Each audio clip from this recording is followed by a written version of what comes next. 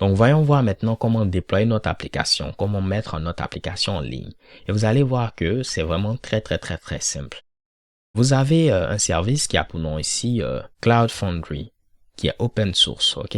Si je clique à ce niveau-là, vous voyez, Cloud Foundry est une application multi-cloud open source de type Platform as a Service qui est gérée par la Cloud Foundry Foundation, ok? Le logiciel a été à l'origine développé par VMware et a été par la suite transféré à Pivotal Software, une joint venture de EMC, VMware et General Electric, ok? Donc, ce que vous devez savoir de manière globale, Cloud Foundry va vous simplifier le déploiement de votre application, ok? Et c'est quelque chose d'open source. Donc, vous pouvez ici l'utiliser afin de gérer ici très facilement le déploiement de votre application. Le truc, c'est que dans la pratique, si vous n'avez aucune connaissance un peu au niveau de certains éléments, ça peut être difficile de pouvoir avoir votre propre implémentation de ce Mushibushi là, ok? C'est pourquoi vous allez avoir très souvent des services en ligne qui vont utiliser Cloud Foundry, mais qui vont également vous fournir des interfaces graphiques afin de mieux gérer plein de Mushibushi. Ils vont même rajouter parfois certaines fonctionnalités et ainsi de suite. Et nous, ce qu'on va faire, on va utiliser un service offert par Pivotal Cloud Foundry, ok? Donc, on aura la possibilité de tester gratuitement, donc pas de problème. Si vous cliquez à ce niveau-là, pivotal.io, vous pouvez cliquer sur Register afin de créer un compte, donc Sign Up Now. Vous créez un compte simplement. On va vous envoyer un lien d'activation par mail, vous activez votre compte et normalement vous pourrez ici vous connecter, ok? Donc moi j'ai déjà créé un compte, je vais me connecter sans problème et normalement vous voyez, vous pouvez accéder à plein de Mushibushi. Nous on va choisir à ce niveau-là Pivotal Web Services et il va vous renvoyer vers console.run.pivotal.io. Vous pouvez même taper ceci directement à ce niveau-là. Mais voici encore un autre avantage d'utiliser Spring Tool Suite, ok? Ce qui va se passer, c'est quoi? Ce déploiement-là sera assez facilité. Ce que je vais faire, c'est quoi? Vous voyez que j'ai un space qui a pour nom ici Development. Là, je pourrais mettre ici mes applications gratuites à ce niveau-là. Si après, je veux avoir des trucs payants, vous voyez que je pourrais changer mon plan. Mais vu que c'est gratuit, à ce niveau-là, ce qui va se passer, je vais tenter de revenir au tout début. J'aurai ici simplement un sous-domaine au niveau par exemple de cfapps.io. Donc CF signifie Cloud Foundry, apps.io, ok? Donc j'aurai par exemple mon application .cfapps.cfapps.cfapps.io. Donc ce que je vais faire ici c'est quoi? La première des choses, je dois venir tout juste en bas au niveau de Boot Dashboard et cliquer sur ce plus là. Cela va me permettre ici de pouvoir relier mon environnement à Pivotal Cloud Foundry. Donc, on me demande mon adresse email que j'ai eu à utiliser pour créer mon compte au niveau de Pivotal. C'est ici mercuryseries@gmail.com. On me demande également mon mot de passe. Je vais me tromper pour l'instant au niveau du mot de passe. Est-ce que je souhaite ici sauvegarder mon mot de passe? Pas de souci, je vais faire ici Store. Donc, il va sauvegarder ceci d'une manière sécurisée au niveau d'Eclipse. Et l'URL, vous allez garder cette URL-là. api.run.pivotal.io parce qu'on va utiliser Pivotal. Si vous souhaitez utiliser un autre service, vous allez mettre l'URL qui est proposé par le service en question. Donc si ce n'était pas ici Pivotal que vous souhaitez utiliser, on avait vu qu'il y avait une liste de services, vous allez préciser l'URL de ce service. Lorsque je vais faire Select Space, il ne pourra pas ici se connecter à Pivotal, donc il ne pourra pas afficher l'ensemble de mes spaces. Ici, j'ai un seul space, comme je vous l'ai montré, c'est le space de développement. Donc, ce que je vais faire, c'est mettre le bon mot de passe. Et normalement, si je fais Select Space, vous allez voir cette fois-ci, je peux sélectionner Development depuis Mercury Series Org et je fais ici Finish. Là, je vais continuer et je fais ici Finish. Et là, sans problème, j'ai pu connecter ce Mushibushi là à mon fameux Pivotal. Maintenant, pour déployer mon application, c'est très simple.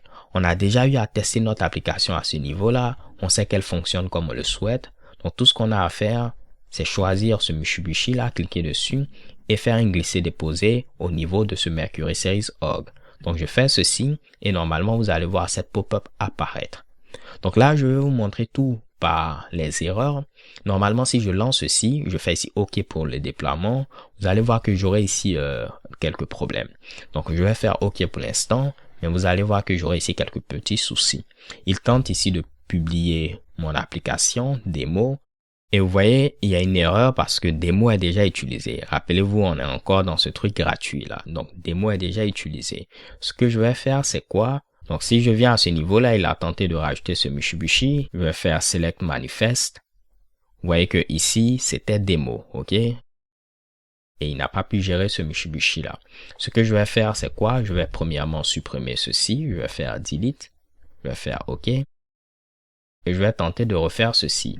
Mais cette fois-ci, lorsque je vais faire le déploiement, je vais modifier par exemple la route et je vais dire que ce sera Spring Demo Teacher du Net Hello App. OK?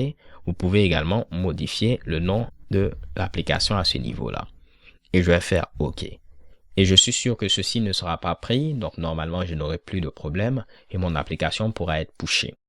Donc on va patienter un tout petit peu, vous allez voir que cette fois-ci tout va bien se passer, même si ça va prendre un peu de temps, mais sans grande difficulté, notre application sera pushée et disponible automatiquement.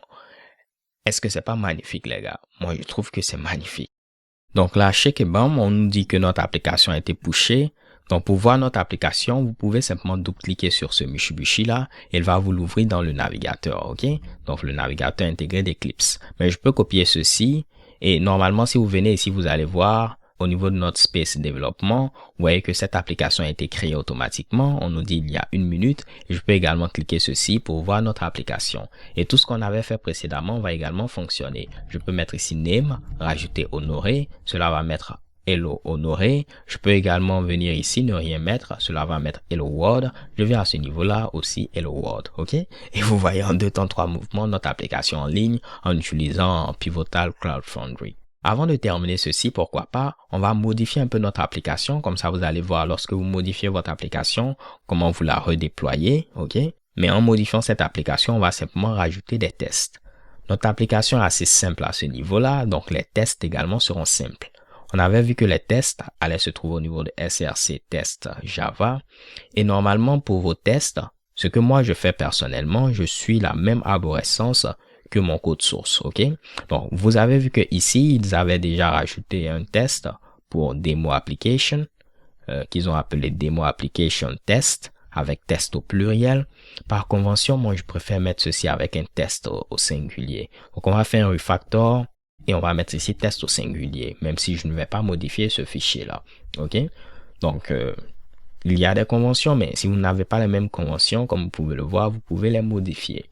Donc là, je vais créer ici un autre package comme .teacherdunet.demo.controller qui va me permettre de tester ici mon contrôleur page controller.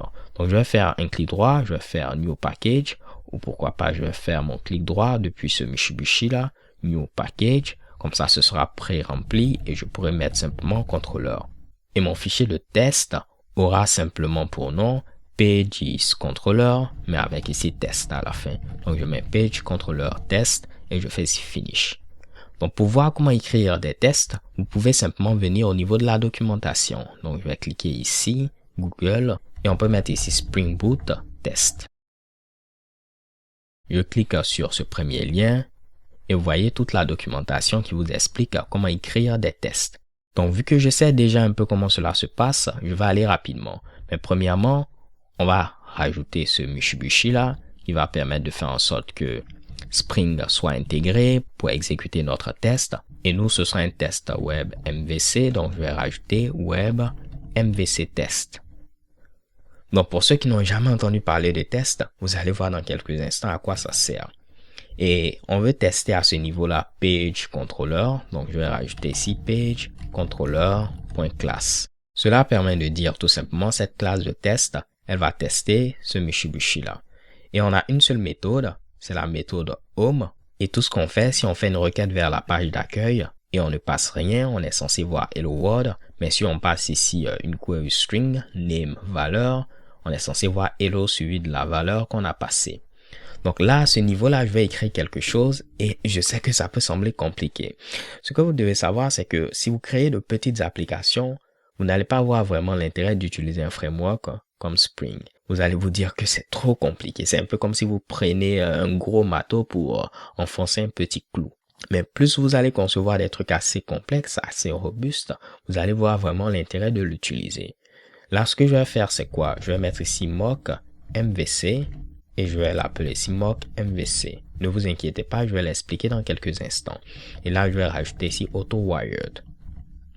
Normalement ici, lorsque vous avez votre classe et vous souhaitez l'utiliser, vous allez l'instancier, n'est-ce pas? En mettant ici new suivi du nom de votre classe. Et si votre classe a besoin d'une autre classe, vous allez passer l'autre classe. Si l'autre classe a besoin d'une autre classe, vous allez passer l'autre classe, ainsi de suite. Vous allez voir que généralement, vous n'allez pas faire ceci avec ici Spring, ok? Parce qu'il dispose d'un système d'injection de dépendance. Là, j'ai besoin de ceci. Je n'ai qu'à mettre ici AutoWired. Et si celui-là a besoin d'autres dépendances, tout ceci sera géré par Spring. Il va l'instancier et moi, j'aurai directement accès à mon Mitsubishi en mettant simplement mock MVC, ok? Et c'est tout. Donc là, si je viens à ce niveau-là, je vais créer ici ma méthode de test pour home. Elle ne va rien retourner, donc je mets ici void. Et vu que c'est une méthode de test, je vais rajouter la notation test. Et il me faudra ici l'importer, je fais ici import. Donc ça, c'est en rapport avec JUnit. Pour ceux qui ont déjà entendu parler de JUnit, Spring intègre JUnit. JUnit va vous permettre de pouvoir exécuter ce qu'on appelle des tests unitaires. Ok? Donc je mets ici test pour qu'il sache que ce Mitsubishi va me permettre d'écrire un test. Donc je peux prendre ici mon mock MVC en mettant mock MVC ou bien mettre 10 mock MVC. Cela correspond à la même chose. Et il existe une méthode qui a pour nom perform. Ok? Là, juste pour vous le montrer, on va chercher mock MVC au niveau de la doc. Vous allez voir ceci avec moi. Vous voyez, si je descends, ici ils l'ont appelé MVC, mais on peut mettre 10 MVC ou bien MVC, perform. On met ici le type de requête qu'on souhaite faire. Et je vais vous montrer ceci rapidement. Oups, je vais coller ce Mitsubishi là. On peut mettre 10 mock MVC. Lorsqu'on met ici 10, ça fait un peu funky. On va laisser ce 10 là. À ce niveau-là, on veut faire une requête de type get vers la page d'accueil. Je vais enlever ce Mitsubishi. Et je dis que si je fais une requête de type get vers la page d'accueil, je m'attends à ce que le statut soit OK. En grosso modo, le statut soit 200 pour dire que tout s'est bien passé. Et je m'attends à ce que le contenu soit ici, disons, Hello World. Ok, donc vu que j'ai fait une requête get vers ce Mitsubishi sans passer de name, je m'attends à ce que ce soit Hello World qu'on ait à ce niveau-là comme contenu. Je vais juste le prouver. On va tenter d'ouvrir notre Mitsubishi avec un éditeur HTML. On s'attend à avoir simplement Hello World. Donc là, pas de problème, je reviens à ce niveau. Il va me falloir importer get avec une importation statique. Pour ceux qui n'ont jamais entendu parler de l'importation statique, j'ai une vidéo au niveau de la chaîne YouTube, au niveau de ma formation Java intermédiaire, où j'en parle.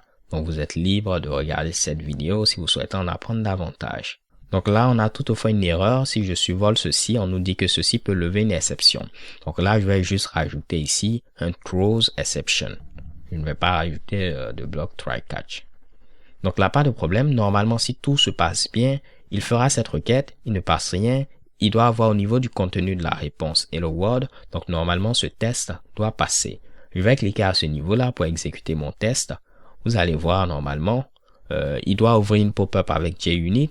Moi, dans mon cas, je l'ai intégré ici en faisant un glisser-déposer. Donc vous allez voir, il va tenter de l'exécuter et si tout s'est bien passé, vous allez voir, tout sera vert à ce niveau-là. On va patienter un tout petit peu. JUnit a exécuté ce Mitsubishi. Je viens ici, mais on a quelque chose de rouge. Il nous dit à ce niveau-là, il attendait Hello World, mais au niveau de la réponse, voici ce qu'il a obtenu. Donc, vous voyez qu'il compare ce Hello World avec ici tout ce Mitsubishi avec doctype et ainsi de suite. Donc, ce que je peux faire, c'est quoi? Je vais vérifier que notre réponse contient ceci. Je ne vais pas vérifier que notre réponse est égale à ceci. Ok? Et pour vérifier ceci, je peux mettre ici string, mais je vais rajouter à ce niveau-là contains strings comme ceci. Et je peux passer ce Mitsubishi là. Je vais donc devoir importer de manière statique également content string. Donc là, je ne vérifie pas que notre réponse est égale à ceci, mais je vérifie simplement que notre réponse contient ceci. Et notre réponse va bel et bien contenir Hello World. On va relancer l'exécution de ce test. Et si on croise les doigts, vous allez voir que cette fois-ci, cela va fonctionner. Et là, maintenant, vu que notre test passe, vous voyez, tout est vert à ce niveau-là. Donc voilà, les gars, ce qu'on appelle ici un test. Donc là, pourquoi pas on va rajouter d'autres tests. On sait que normalement, si on fait une requête vers la page d'accueil, mais on rajoute ici name qui ne contient rien, on doit toujours voir Hello World. Si on rajoute ici name qui contient par exemple Mercury, on doit voir Hello Mercury mais avec un M majuscule. Et si on vient à ce niveau-là, on met également name qui contient déjà un Mitsubishi avec une lettre majuscule. On doit avoir directement ce Mitsubishi là. OK? Donc là, je vais lancer l'exécution de mon test à nouveau. Vu que tout ceci est bon, normalement tout va passer et on aura toujours quelque chose de vert. Donc là, je reviens ici et vous voyez, tout est vert. Juste pour vous prouver que notre test fonctionne, si ici je viens pour enlever ce capitalize, normalement, le test qui est présent à ce niveau-là va échouer. Vu que j'ai mis ceci en minuscule, il va mettre Hello Mercury en minuscule parce que j'ai enlevé ici ce capitalize là. Donc vous allez voir, grâce à mon test, je saurai clairement qu'il y a un problème. On va patienter un tout petit peu et vous voyez que mon test a échoué. Il s'attendait à avoir Hello Mercury en majuscule au niveau du contenu, mais à ce niveau-là, il a eu Hello Mercury en minuscule. Je vais corriger ce problème-là. C'est parfait, n'est-ce pas les gars, d'avoir des tests. Je réexécute ceci et normalement, tout va devenir vert. Donc, dès que ceci va passer, on va maintenant redéployer notre application. Vous vous rappelez que j'avais fait un glisser-déposer pour mettre ce Mitsubishi là à ce niveau-là. Et ceci nous a créé ce qui est présent ici. Donc là, à chaque fois que je veux maintenant ici redéployer mon application, je n'aurai qu'à faire un clic droit, venir au niveau de Restart. Il va voir s'il y a eu un changement, créer un nouveau jar qu'il va déployer et tout va se passer ici à la perfection. Donc vous voyez que là, il met à jour notre application.